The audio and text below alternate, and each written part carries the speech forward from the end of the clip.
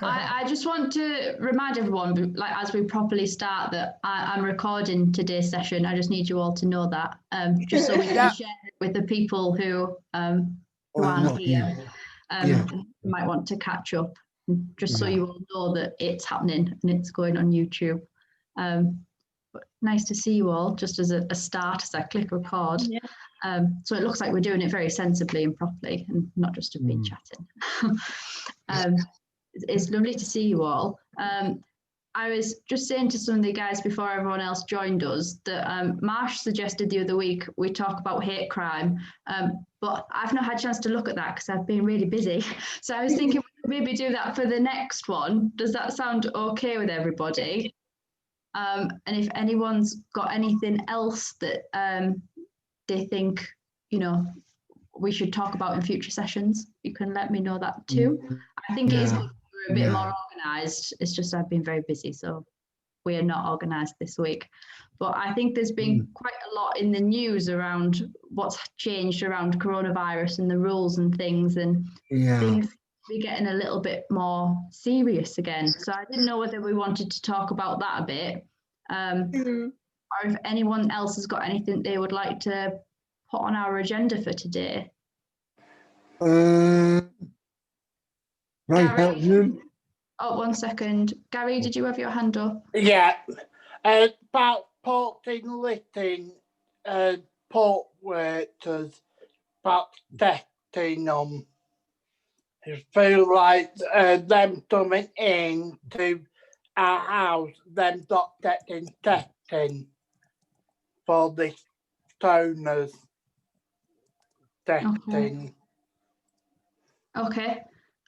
So I'll stick that on my list. Becca, I see you've got your hand up. Yeah, I think we need to look at the fact that the media now, they're saying they're keeping things simple, but they're not including people with autism and learning disabilities in how they're spelling the message out, and there's a lot of confusion.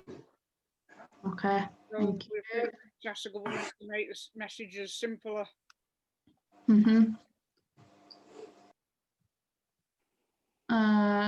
Kim's saying in the chat about she went to a webinar this morning, information about supporting people who've been a victim of hate crime. So Kim,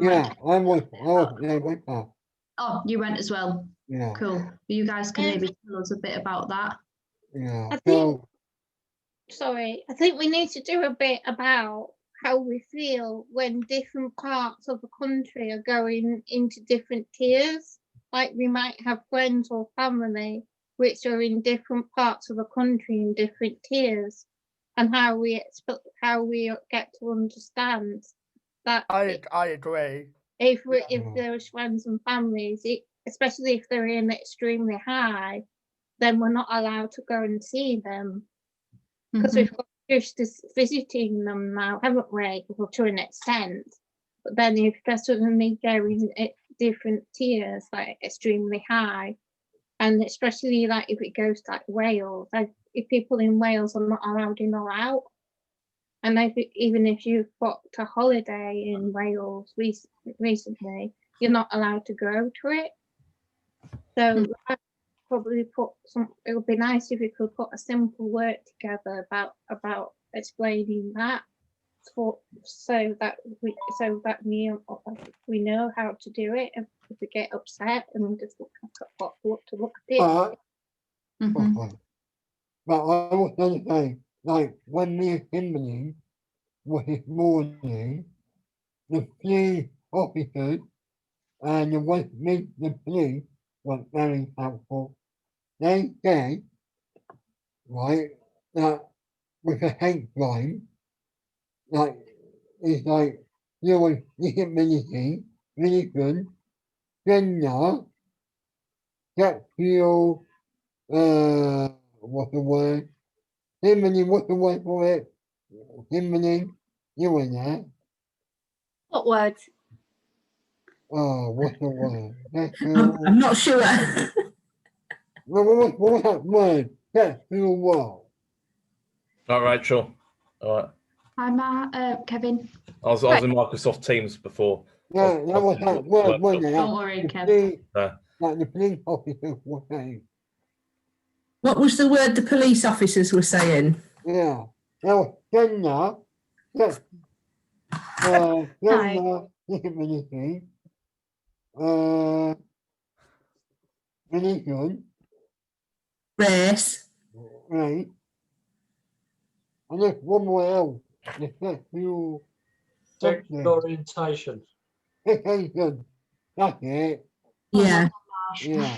I don't know how to find a way more, but yeah.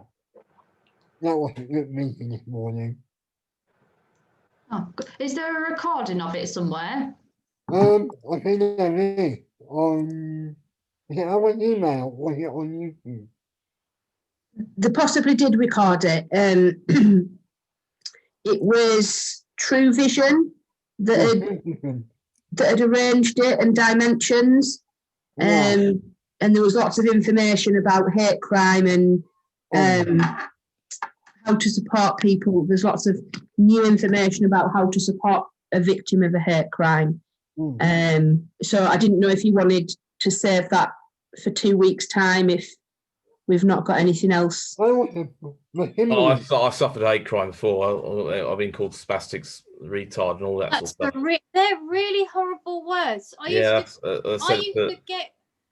to get called them at a play scheme because I can't see and because I'm in a wheelchair and because people had to help me. It was like, oh, here comes that spastic then, and I was just like, but you humiliate in front of everyone. That's what it meant, Brian. That is what it meant, Brian.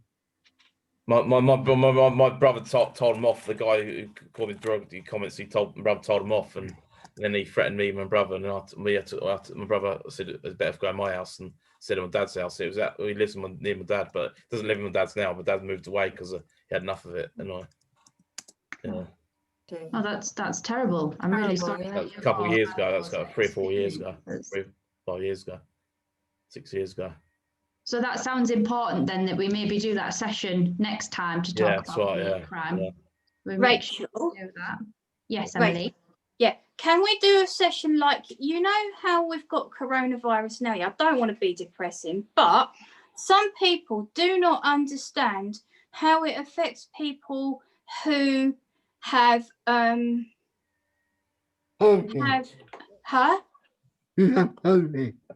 who have a you know, like you can't go out because you're vulnerable. So can we do some work about vulnerability? Because I think it's really important for people to understand how it affects people who are vulnerable, that they might not think they are, but actually, yeah, they are, and they can't go out. Also, vulnerability. I had a new social workers come today, but they didn't treat. I made a complaint to the council about it because they didn't treat me well, and they threw stuff I was against my will, and I wasn't happy about it, and so I made a complaint to sort it out today, and I just think they forget. I think people sometimes that are they vulnerable abuse service users, aren't they? Sometimes. I think people that are vulnerable just get pushed to the bottom of the list. It's like, no, you know. Sorry, I'm going to get off my soapbox now because I will otherwise.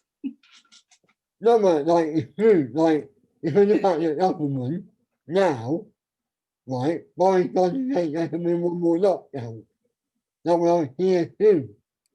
I mean, what really? I mean, you in the lockdown since March.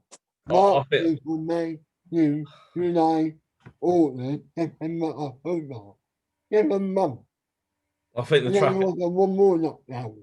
I think the track and trace system should be, and that's privatised. I had a COVID test a couple of weeks ago, and I got tested negative, thank God. But it should be the NHS doing it, really, or not this private company. Because you got to make sure you do it in the car, in the drive. But when I went to the other test centre, it was shut. There was no one there. It didn't turn up. The government apologised to me and said, you got to go somewhere else to get it now. And it's supposed to be. They said it was not there at 11:30. It was open between 12 and 3. Bedford, that was. Right, Mark, you've had your hand up. I did, and I had my hand up on the participant as well. So go to participant and then put the hand up that way. wow, what a load of different views about different things. We were going to talk about the levels, weren't we? But I do agree. I just replying back. I do agree with everybody in terms of where support is concerned.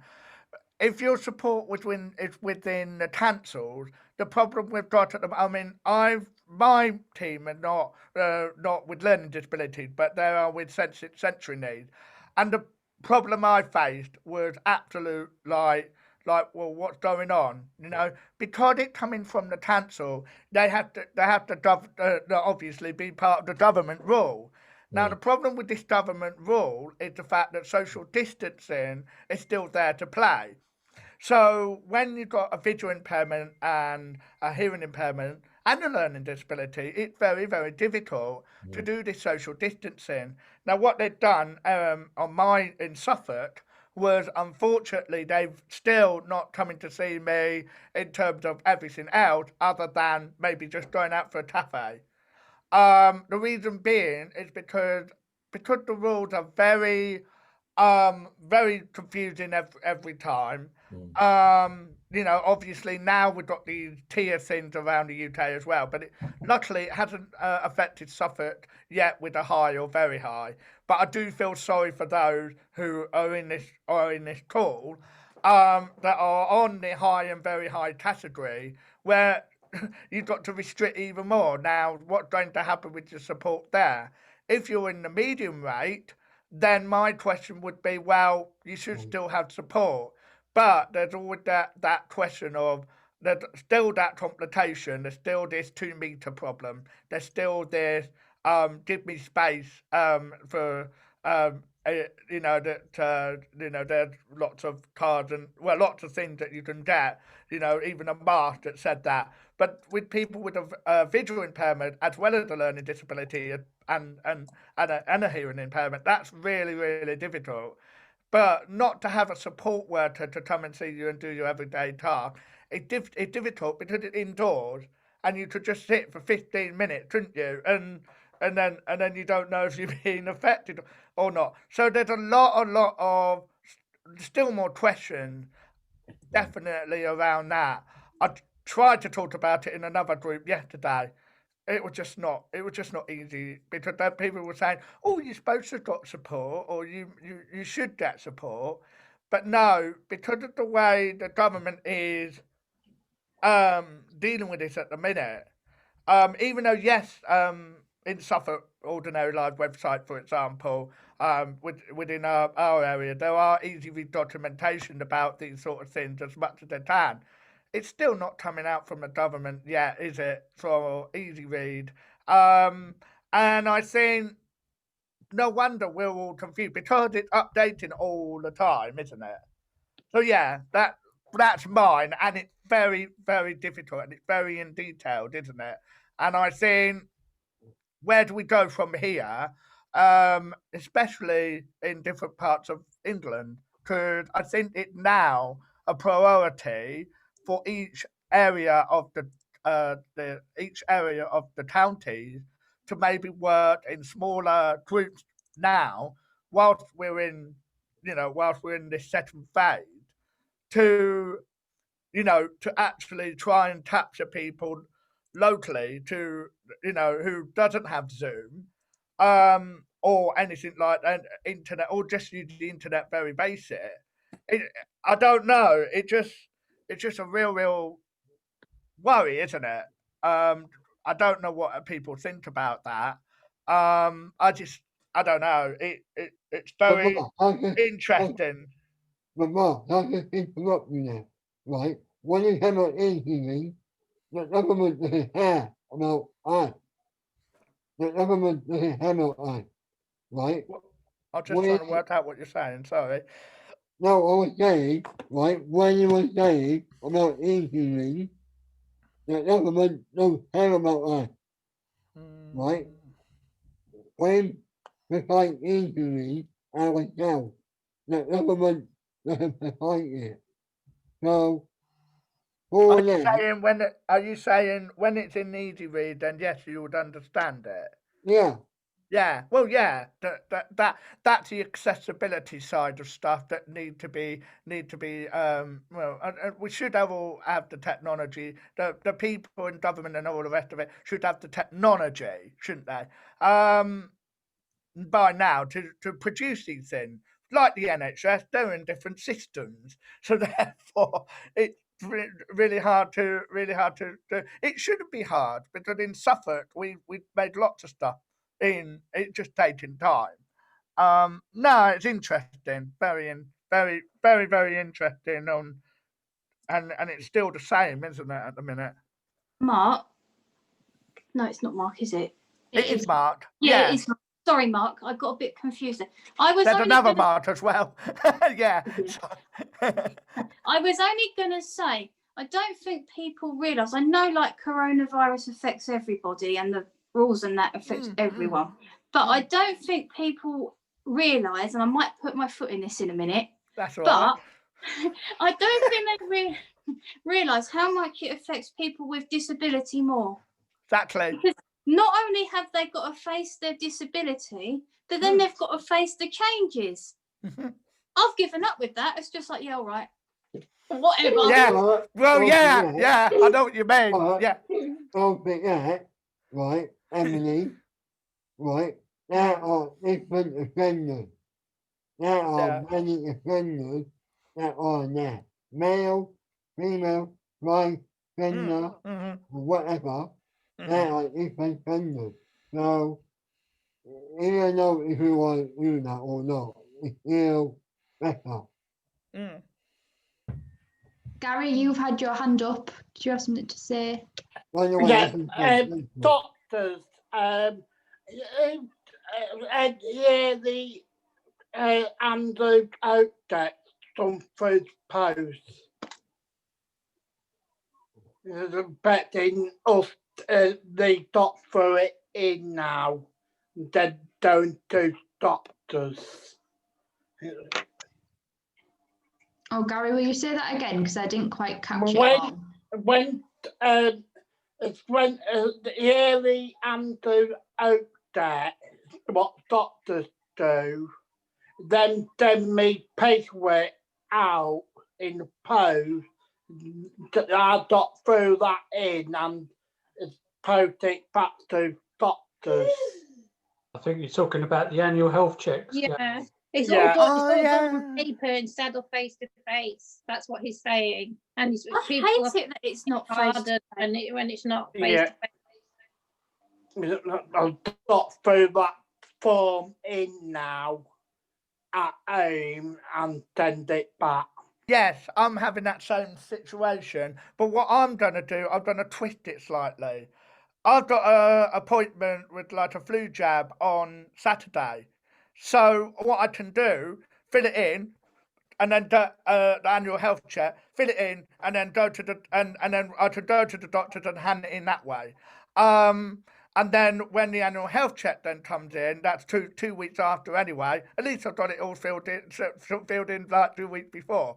I think that there are different ways and different people doing it in different ways. Having a flu jab, if people don't have a flu jab first, then and you've got your annual health check first, yeah, it's difficult. Yeah, there isn't actually a postal address at the back of it to send the form back, so or a prepay. So that's quite interesting. So yeah, there we go.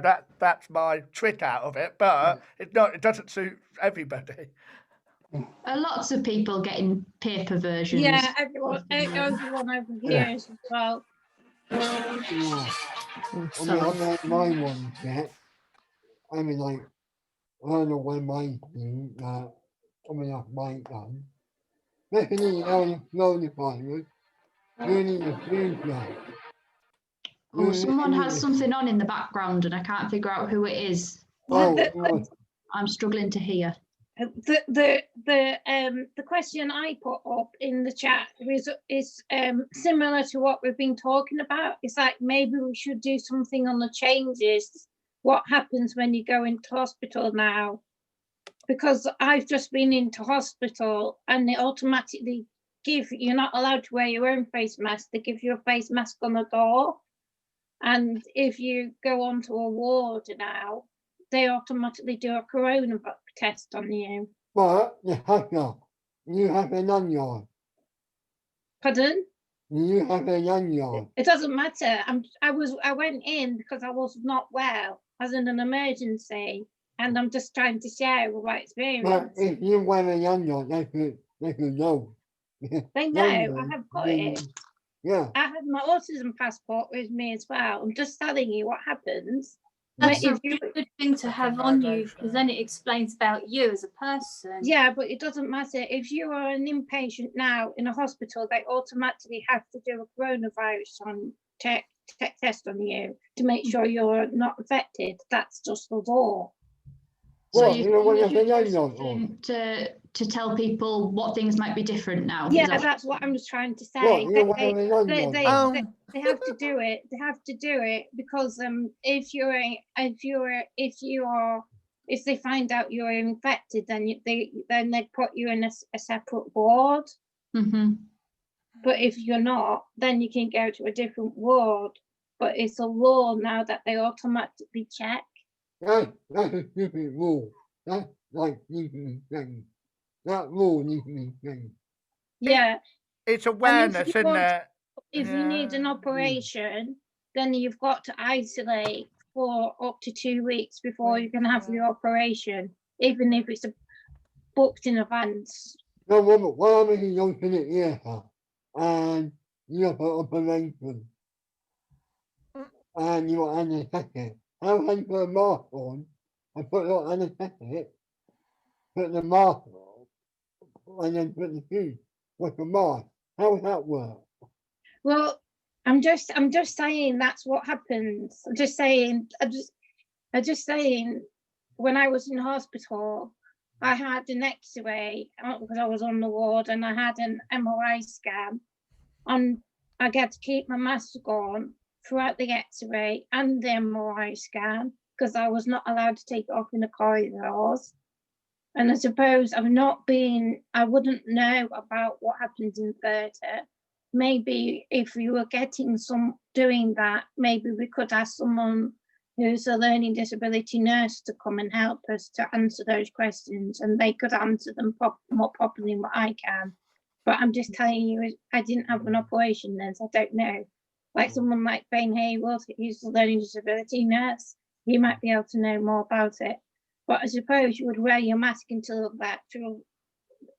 would wear a mask that they gave you, like a disposable mask, to the actual theatre room. This is just a guess. And then when they put you to sleep, they would take it off, and then you would wake up with something. You would wake up in sterile conditions. So I'm just guessing. So I speak now. Kev, go on. You've had your hand up. I had a flu vaccine yesterday,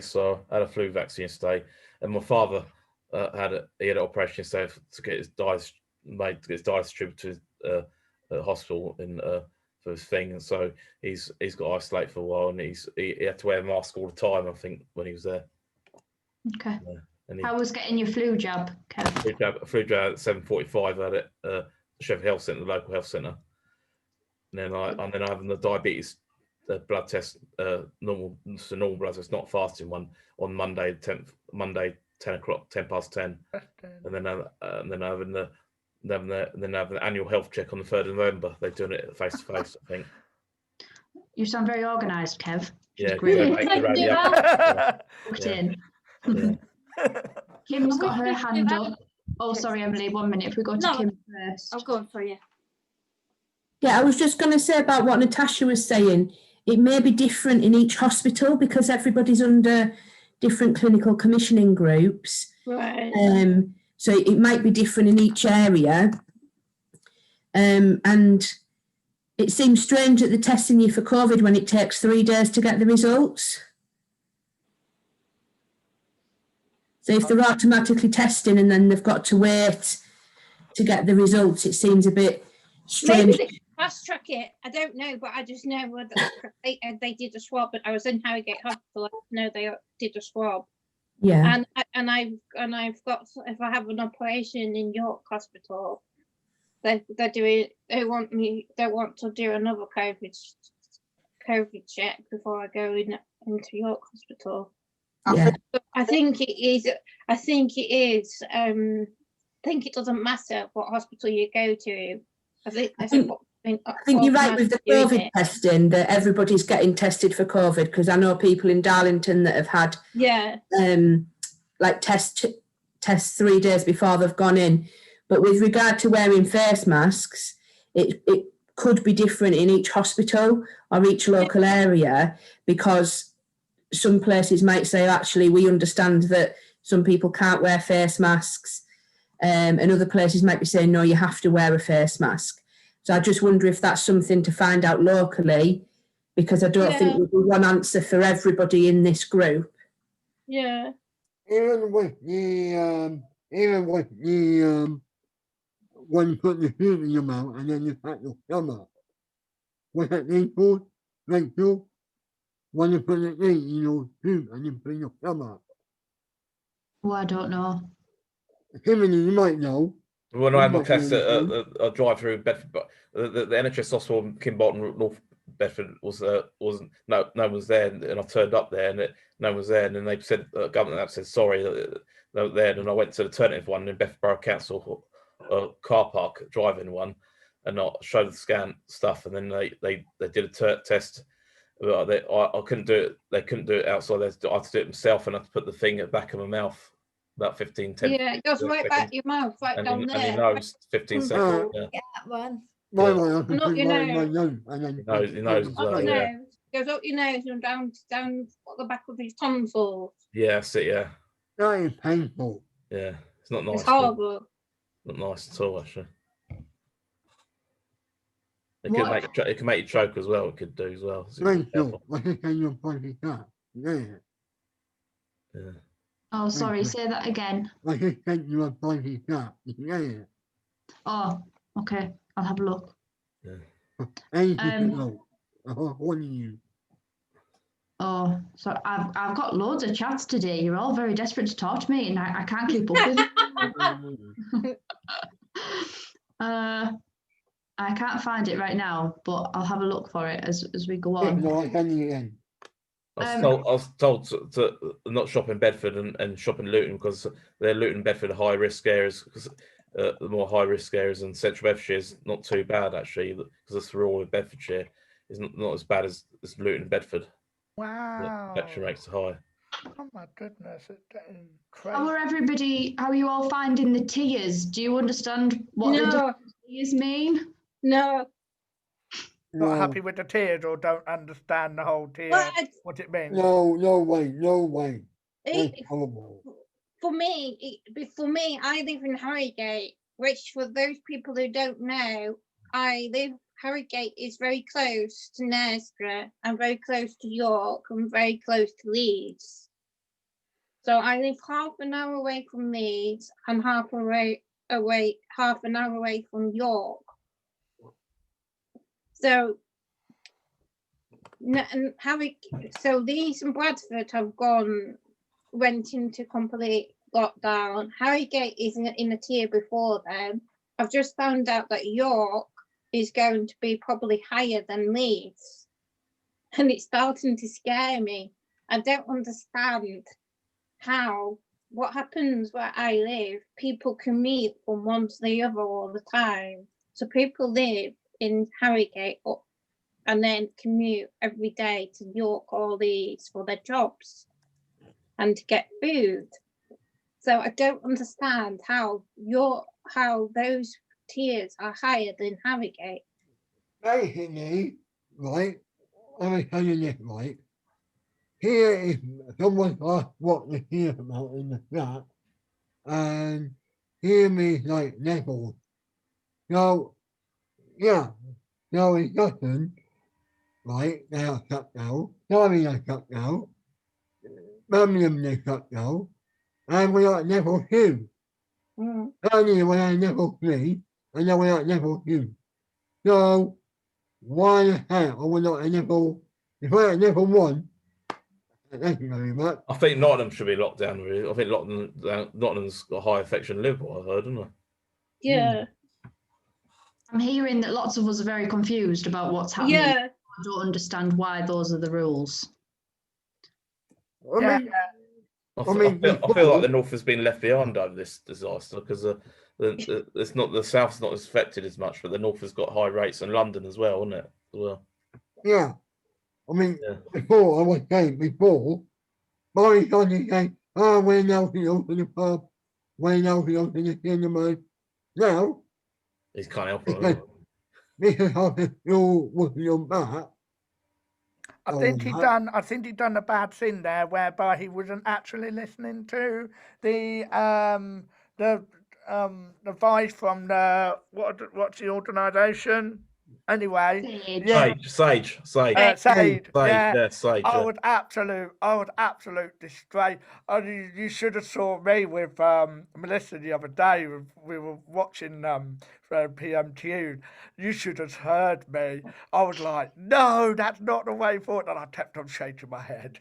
I said, no way, no. And when Labour was saying the truth about the whole thing, Yes, not to say that, you know, Yeah. and I'm just like, yeah, that's right. You see, now what happened was, I suppose that was a bit delayed on Monday, as it was an hour later when Sage did release the document.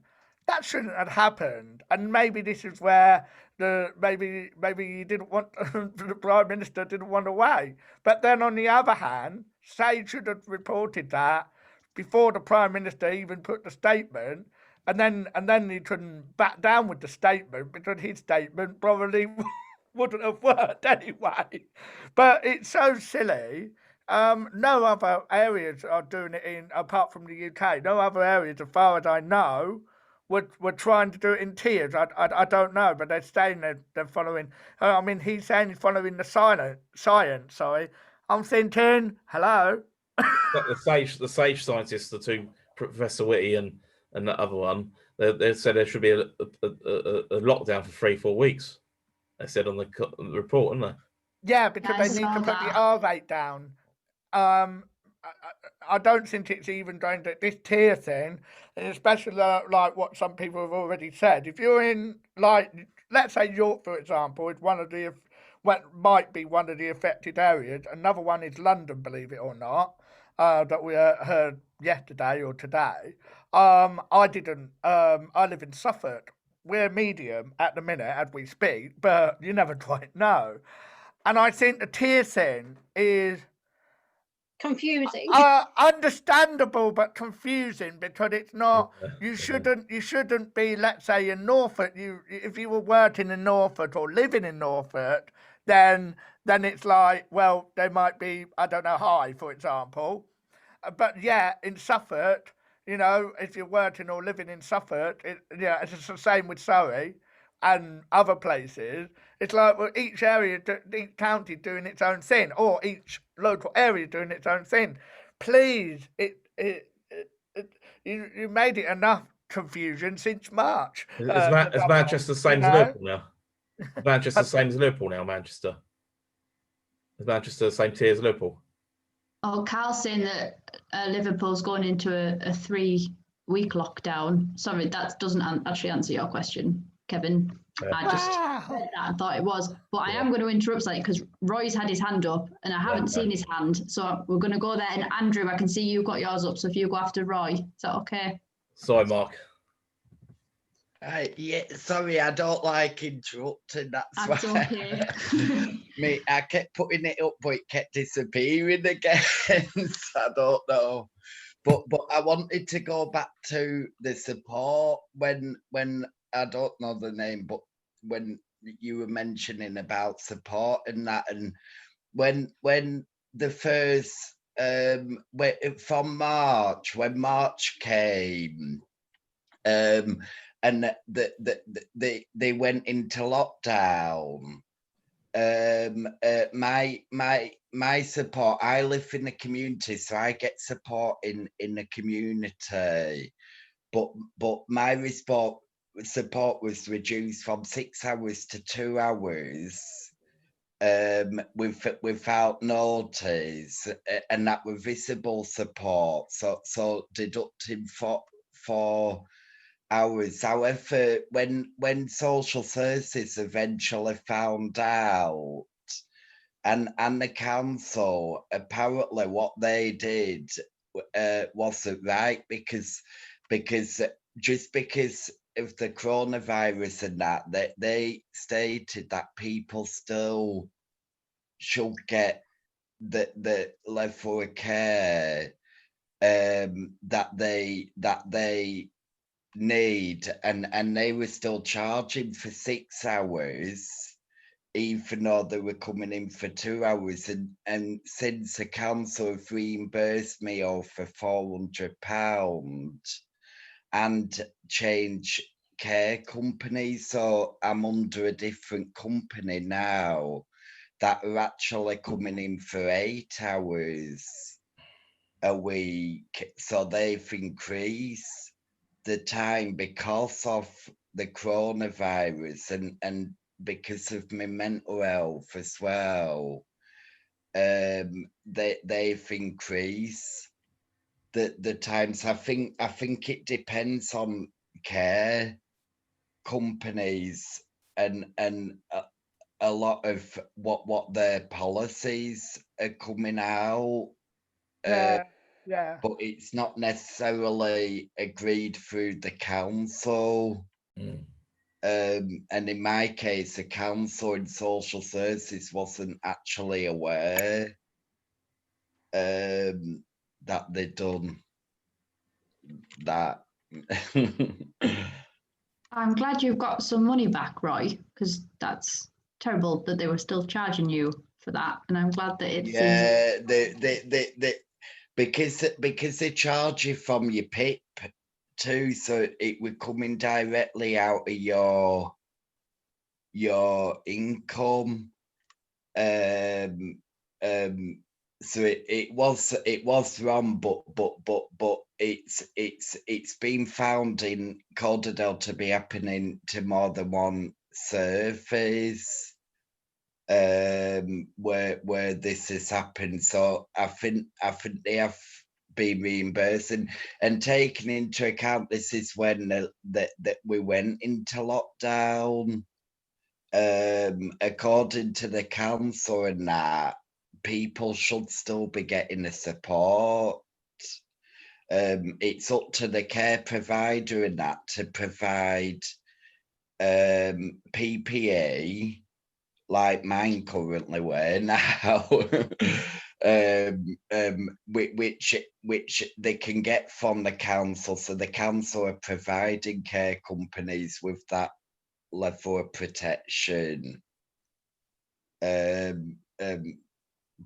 it just shows that people sometimes forget about certain groups of people, and like disability, and like you were saying, vulnerability, and that seems to sometimes be lower down. I think lots of people are feeling a bit forgotten, Roy, that I'm speaking to. I don't like the fact they think they can do your annual health check from home. I have raised this one because we have to do, I don't know if it's the same for everyone, but they won't even see us. So you fill a form in, you do you tick the boxes, but you're not going to the surgery. What is the point? With me, it was just a phone.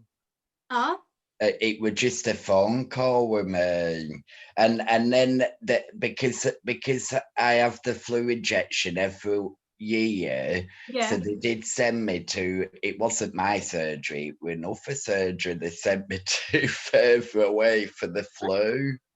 They came here to do our flu jab, and they couldn't even give us a time. So I turned around and went, right, well, if there's no time, then I can't do it. Yeah, I think it's good to do it as an appointment, rather than a drop-in, because in my view, it's a lot of people, and I just went to a previous meeting. We were just talking about it. I feel that it's not national; it was just local, but we just found it that if you do an appointment, it'll be better because of but with mine, as I said just earlier, I was managing to, although I got the sheet with me, I know I've got to fill it in. Well, the big booklet, more like. But yeah, I could go to the surgery and then hand that in. But then that may not be suitable to everybody if they're not got the flu jab, before the annual health check. So if the annual health check was done first and then the flu jab, well, you can't, like what you said, you can't really fill it in. Well, you could fill it in, but you're just leaving it then, aren't you? It would make more sense for the annual health check to be done, because how do they know you're going to be well enough for the flu jab? That's a good question too. Yeah. Kimberly got her hand up. Sorry. Kimberly got her hand up. Someone's got their hand up. I can't. Kimberly. Kim has, and Andrew did too. If we go Andrew and then Kim to make sure we get both of you in. Yeah.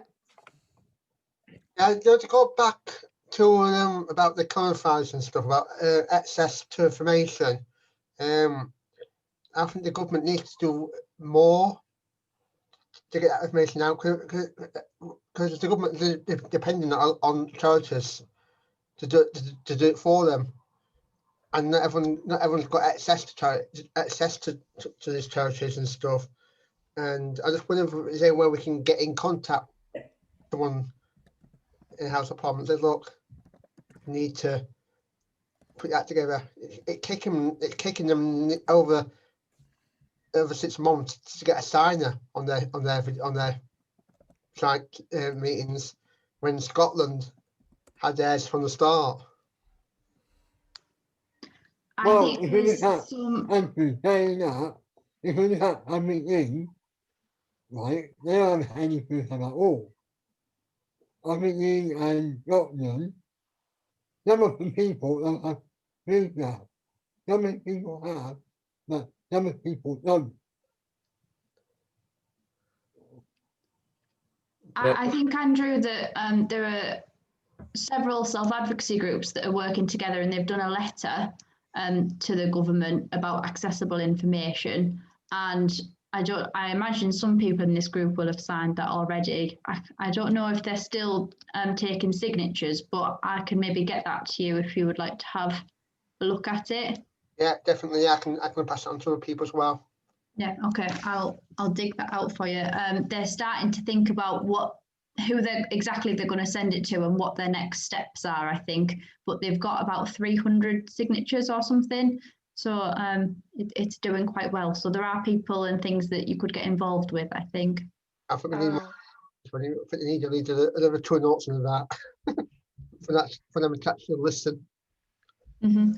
And there need to be choice, and I think there need to be choices in terms of accessible information as well, rather than a booklet through the post from like the NHS England or wherever, and actually say, for example, about annual health check, about anything else, if they were able to look at other formats like email and other electronic. Because I know they worry about confidentiality, but what they would be missing is the fact that, that sometimes they could be worried that, information hadn't been sent to us through the post, because post obviously had been either been behind or whatever. So if they were looking at making it a bit more accessible by someone sending it as an email and then having a look, filling in the form and then sending it back that way, then you don't have to have this problem of going to the surgery. Don't mind people sending me it in paper, but the thing is, it's like some people can't get to the surgery. Plus, it's a Saturday. If you're doing a flu jab, some of the surgery may not be open. Some part of the surgery may not be open. So it's so there's a lot of things there, and maybe they need to look at other ways and a secure way to send the annual health check forms. Thanks, Mark. Kim? Yeah, I was just thinking about what Roy was saying about his support, and I think that probably at the start of lockdown, councils maybe didn't get it quite right. But I work for a provider in Darlington, and there was, out of 5 members of staff, there was only me that could go out and do the support, because everybody else was in the shielding group, or they were self-isolating because they had health conditions. So I couldn't have provided all of that support to everybody. So we did it in different ways, by telephoning people, sending text messages and things like that. So it wasn't easy, although I don't agree you should have paid for that support if you weren't getting it right. I think that people self-isolating and shielding had a big impact on workforces across the country, and we don't just have a load of staff who can step in and take over. And I think that's what made it more difficult for everybody. Yeah, I actually agree with you on that. It is hard, and we need to know, what's the word? We need to know what to do with it. So it is hard to discuss this one. And Rachel, how are you doing for the time? How are we doing for time? Yeah. We're coming up to 4 o'clock when we were due to finish. So I'm wondering if anyone's got any concluding remarks or things. Yeah, I've got one concluding remark, which will go similar to what Kim said. Quite a few of us have not just lost the carers who help them like change and bathe and things, because some of them lost them as well because they were coming in having colds or coughs, and so they stopped them themselves because they thought because then they fell in themselves, the people that they were caring for. And then a lot of us, including me, have lost our social workers, because our social workers who supported us, or our key workers, have had to do different roles. So it'd be nice to have a look at that, about how to like see if we can get support from somewhere else, because you can't always speak to the social worker anymore because they're always busy, or even see them because they're always busy. And what they said they're doing is they've got to do emergency COVID work. But then where does that leave you? Probably hanging on the edge, doesn't it? Waiting. Yeah. Sorry, I couldn't put it any other way, but it kind of leaves you in a sort of like, is someone coming to help me?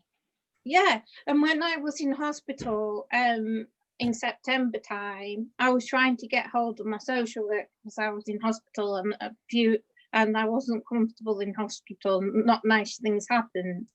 And so instead of speaking to the social worker that I normally speak to, I just had to speak to the head office. And then that social worker had the cheek to tell me off, that I should have said that all my care needs have to go through him. I said, well, I can't get hold of you, so how? So how are you supposed to tell him if you can't get hold of him, honestly? Exactly. It's mental. By email? You're in hospital and you need the support. Yeah, just email him, or email the MP. Just email him. What do you call it? Yeah. But yeah, I think, Rachel, what we need to do is we need to, the fact that I agree with you, that's terrible. I think what we need to do is we need to write a letter to the MP or Prime Minister and say, look, we need this really right. We're not getting what we're not getting. Right? So I think someone needs to write a letter to the Prime Minister and say, look, this is what we're not getting, and you please sort this out. Becca, you've got your hand up. And if we go Becca and then Kev. Yeah, also, one of the things, you know, you hear all this about that they're going to have another lockdown. And knowing on the stuff I told you other day, and now we've just heard about how social services work. I mean, I've yet got another social worker, but she's finished in 2 weeks, because then she goes to be duty. They're not working in the way they did anymore, and then it'll get passed on to somebody else, and they just have no recollection. You tell them stuff, and you think they've grasped it, and then you move on before they've even done a job. And when you're sat here knowing we might go back into lockdown with a bunch of loonies that are psychologically abusive, as said before, you just get at the stage where I've started feeling, although I'm going out to the gym currently and going to church currently, the fear of feeling trapped in the situation. Becca, And there's probably a lot more in that situation as well. Becca, you can, if you need to vent, yeah, and I don't really mind, but you can always, Rachel's got my phone number and my email. If you want, ask her, because I don't mind. Right. Contact me too. I can be a listening ear, it's fine. And Rachel's got mine as well. So Oh, you're all being very kind. I am doing stuff. anyone want, you can give me a call. It goes into a complete lockdown again with people that really do not understand you, that push your buttons, that make fun, and you just know you're going to be very, very trapped. Becca, I get the impression you're very, you'll try anything, but we all need help at some point. So, yeah, even if it's just a listening ear, I don't mind. Someone needs to write to the government. Someone really needs to write to the government. Because this ain't on. If we go to Kev, because I'm aware that we're very nearly finished, and he's had his hand up. Basically, I'm trying to get treatment for my arm, because I had carpal tunnel last year, a couple of years ago, an injury, but it's gone up to my elbow now, and it's onto my shoulder. I'm trying to get the appointment to see a doctor, but they're keeping, the letters are not arriving in time, and I'm trying to chase them up, and the appointment's delayed. And the letters, when I get letters from what doctors that from Beth Hospital, they can't.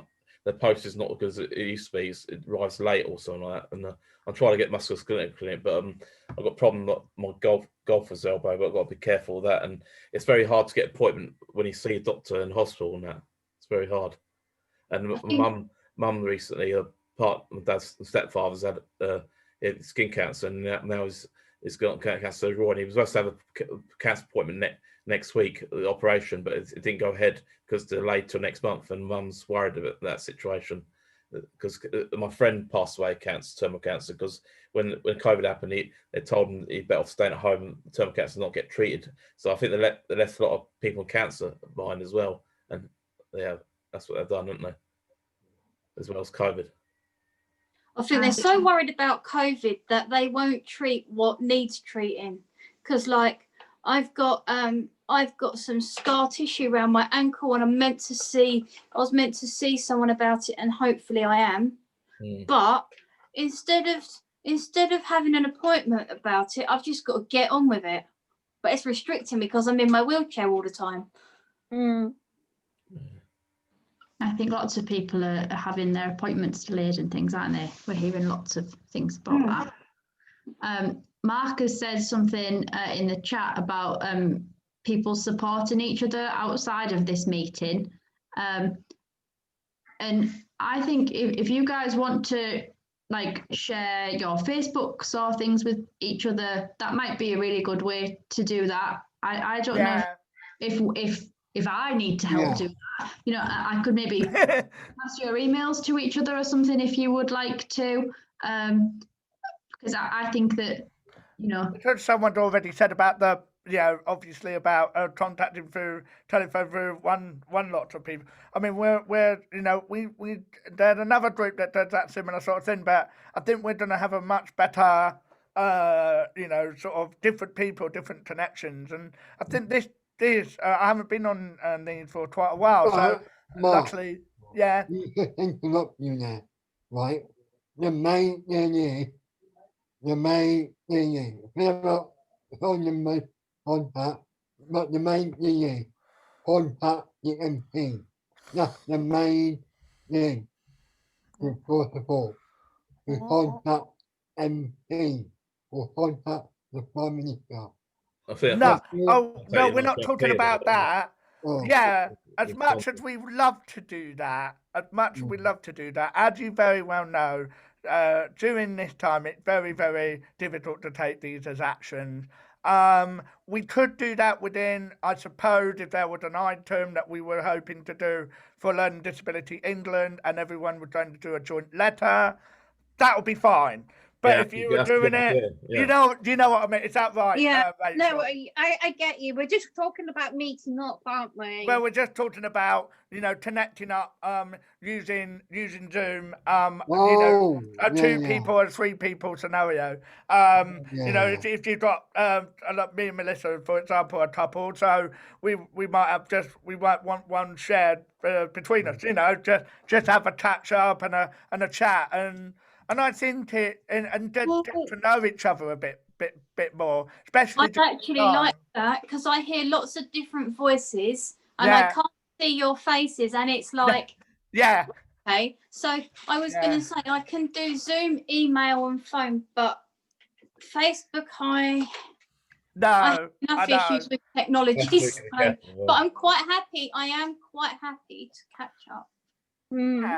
If people who want to connect with people outside of this group, maybe send me an email to say that you want to do that, and I'll send an email to all of you, and you can connect how you want to.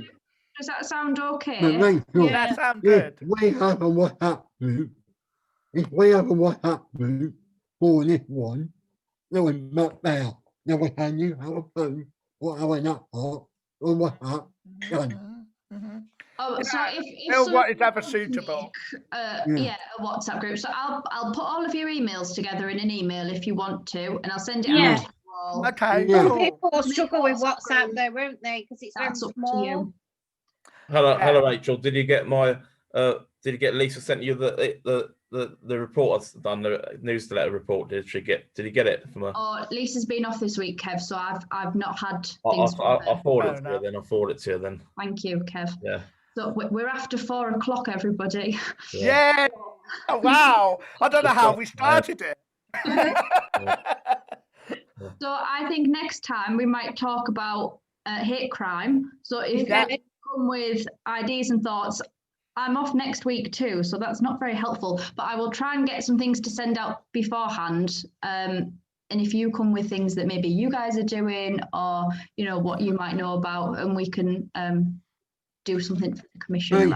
You'll meet who hold the meeting for you. Short video. You're not here. Oh, it's we don't have one next week. It's just the week after, so I'll be back. So before you get next week. You're confusing us. I'm off next week. The meeting is in 2 weeks' time. Oh. Is that okay? Does that make sense? Well, that spokesperson meeting. I'm trying to say, Rachel, if you're off next week, they're going to have a party in your absence. So are you doing anything nice? But I'm not allowed to go anywhere, so I'm just going to be at work. Basically, all my friends are teachers, so they are all at work. So it's going to be a boring week, I think. But Rich, I've got some volunteering you can do. Oh, thanks, Kate. Me and him not on here when we you. Call me, I'll arrange something. Yeah, or me. Great. So. Thank you for coming, everybody. If you send me an email if you want to be in that peer support group. Yeah. And otherwise, I will see you in 2 weeks' time.